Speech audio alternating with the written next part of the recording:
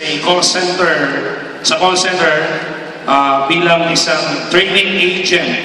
So, alam mo na ang lifestyle ng mga nasa call center. Tama ba? So, alam natin yan. So, to give more light kung paano siya natulungan ng product, are you ready? Are you ready? Please welcome 1 milyon, 2 milyon, 3 milyon. Milyon pa lang ba para kay Jovi Agudo.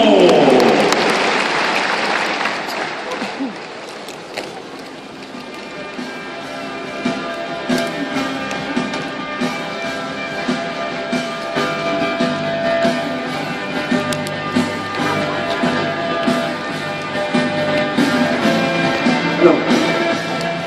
Okay, good morning. Oh, mahina. Good morning. Okay, there was supposed to be a video. Obviously, hindi nag-play. Okay lang, the show must go on. Okay? Alright, my name is Jovi Agudo. I'm a call center training manager. Okay, so I say good morning again. There you go.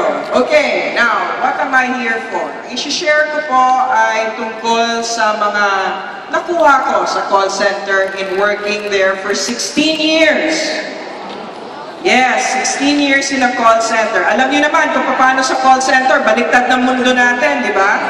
Umaga namin, gabi ninyo, right? And vice versa. So, by doing this, marami rin akong nahakot. Sabi nila, malaki ang bayad at sweldo sa call center, correct? Pero ang tindi din ng stress level. So, anong nangyayari pag stress ka? I'm sure you know what, I think you have seminars about this. Pag stress ka, marami kang nagiging sakit. And one of them is, in a span of how many years, napansin ko, kasi pag ikaw nasa call center, ang sinasabi nila, para makabawi ka sa kulang sa tulog, kain ka ng kain. So, tumaba ako ng sobra, but the funny thing was, yung tiyan ko masyadong lumalaki, which was unusual. Yung pala, okay, I had myoma.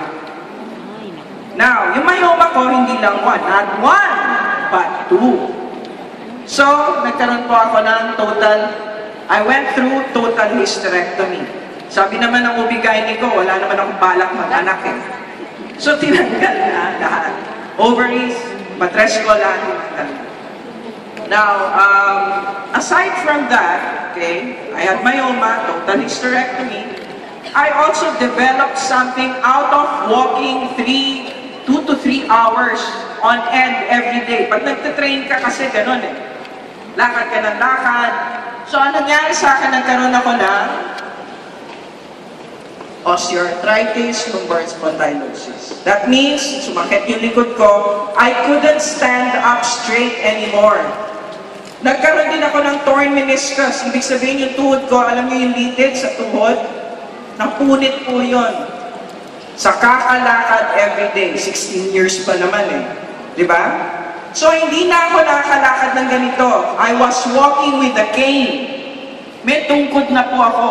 Hindi na ako nakaka-commute mag-isa. Hindi na ako nakaka-drive na maayos. Ganun po ang nakukuha ko sa call center. Aside from that, si Pacquiao ako eh. Meron akong hypertension, high cholesterol, recurring yung UTI ko, and I was pre-diabetic.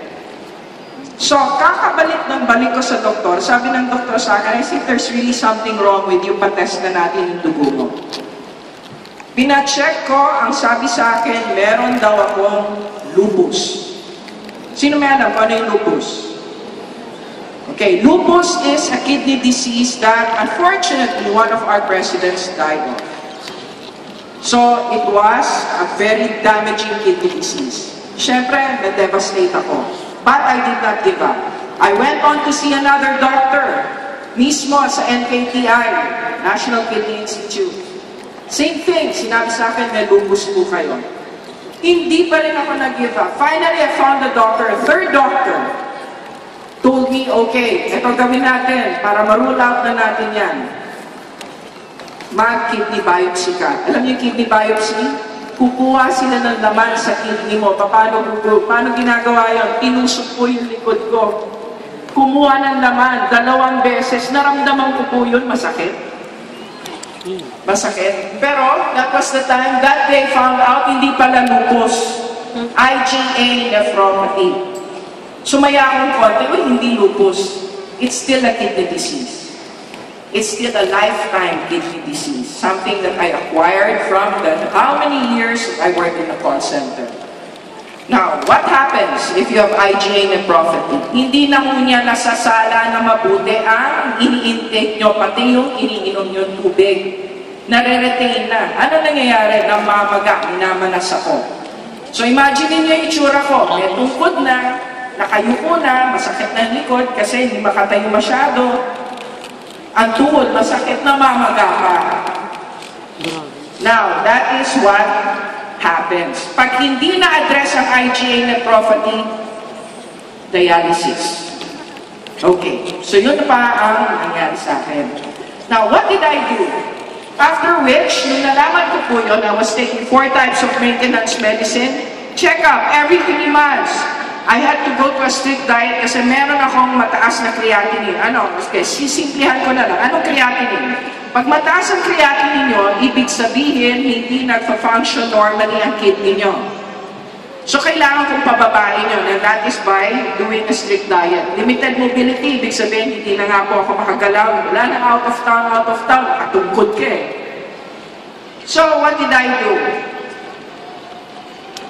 I called on my upline right now, Miss Melanie Ramirez, alright, who invited me to AIM Global and said, you gave me supplements before I'd like to try again, okay? So, I'd like to thank her. I'd like to also say hi to my other uplines, Jess, Tess, and Abdi. Now, what did I do here? I joined AIM Global right away, just like any other, okay? Very dependable si Apmels. What she did was, pina-cardio pulse niya kaagad ako. Wednesday yun. So, nandun din si Doc Butch. Pinagpa-consult ako.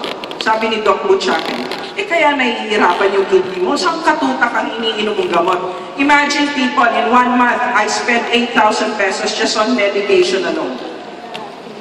So what did I do? I went to Doc Butch and he suggested I take Colidus for my cholesterol, Restore Life, C24, and Vida. 4. Yan po ang dosage, religiously. Iniinom ko yan, religiously. So, what did I do? I took it religiously. Nakaramdam ako ng relief. Hindi na ako nagpa-check up kasi nakakalakad na ako ng straight. Wala na akong tungkod. Obviously, wala na akong tungkod. I lost weight. And guess what? I have here there you go. That was my lab test for creatinine. That was 2 years ago. Just like any other Filipino, pag nakaramdam ng ginhawa, di ba? Hindi ka na magpapacheck up. Tinawagan ako 2 weeks ago. Sabi sa akin, upline ko, Miss Jovi, kailangan po ninyong mag-share. Naku, kailangan ko magpa-lab test. Natakot ako. So, this was just 2 weeks ago. Normal na po yung creatinine ko.